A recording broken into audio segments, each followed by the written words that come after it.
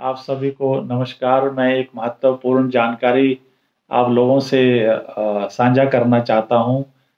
पिछले कल हमारे भारतवर्ष की जो सर्वोच्च न्यायालय है, उन्होंने एक बहुत महत्वपूर्ण और ऐतिहासिक फैसला लिया है। हमारे धारा 370, जिसको कि 5 अगस्त 2019 को समाप्त कर दिया गया था, उसका निरस्तीकरण कर दिया गया था।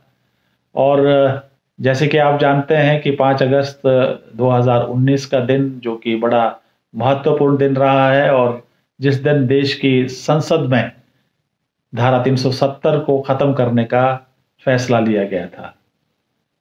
इसको सुप्रीम कोर्ट में चुनौती दी गई थी कुछ लोगों द्वारा, लेकिन पिछले कल ये ऐतिहासिक फैसला माननीय सुप्रीम कोर्ट ने लिया है। और इसमें जो संसद द्वारा 5 अगस्त 2019 को जो फैसला लिया था, उसी को कायम रखा है, बरहाल रखा है और उसी को ठीक ठहराया है। दूसरे शब्दों में कहूं तो उस पर संवैधानिक मोहर जो है वो लग चुकी है, और जिससे पूरे देश में जम्मू और कश्मीर और लद्दाख में एक नया जो अध्याय है वो जुड़ा है, और देश की एकता और अखंडता को नई मजबूती मिली है। लेकिन फिर भी प्रश्न उठता है कि 370 की जो धारा को समाप्त करके देश ने आज क्या अचीव किया, जम्मू एंड कश्मीर के लोगों ने क्या अचीव किया। सबसे पहले तो जो डॉक्टर श्यामा प्रसाद मुखर्जी जी का एक नारा था, उनका एक मंत्र था, एक निशान, एक विधान और एक प्रधान। उस नारे को पूरा किया गया है।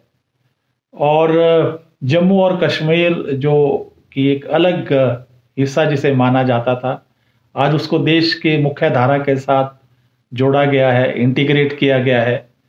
और आज पूरे जम्मू और कश्मीर और लद्दाख के लोग जो हमारे अच्छे अच्छे कानून हैं, हमारी अच्छी अच्छी योजना हैं, परियोजना हैं और स्कीम्स हैं, उसका लाभ ले रहे हैं।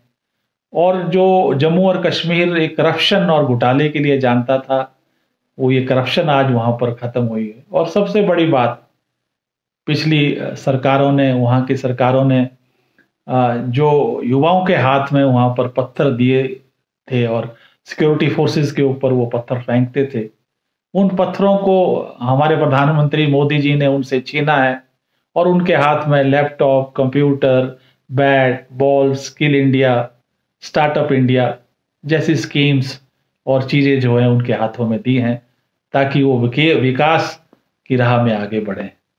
और आप देखिए कि जहां रोजाना बंदूक चलती थी, फायरिंग होती थी, शूटिंग होती थी, और आज वहां पर फिल्मों की जो शूटिंग है वो बड़े जोर शोर से वहां पर जो है वो चल रही है। वहां का पर्यटन बढ़ा है, रोजगार बढ़ा है, लोगों की आर्थिक जो स्थिति है वो सुधरी है।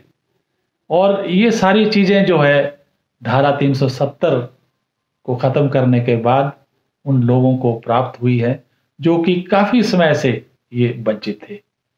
इस सब का श्रेय जो है हमारे देश के प्रधानमंत्री मोदी जी को, हमारे गृह मंत्री श्री अमित शाह जी को जाता है। उनकी जो विजन है उसको जाता है। अदरवाइज कभी किसी ने नहीं सोचा था कि धारा 370 बिना खून खराबे के, बिना किसी लड़ाई झगड़े से इस तरह से जो है खत्म की जाएगी, और एक नया इतिहास विकास का जम्मू कश्मीर और लद्दाख के लोगों के लिए लिखा जाएगा।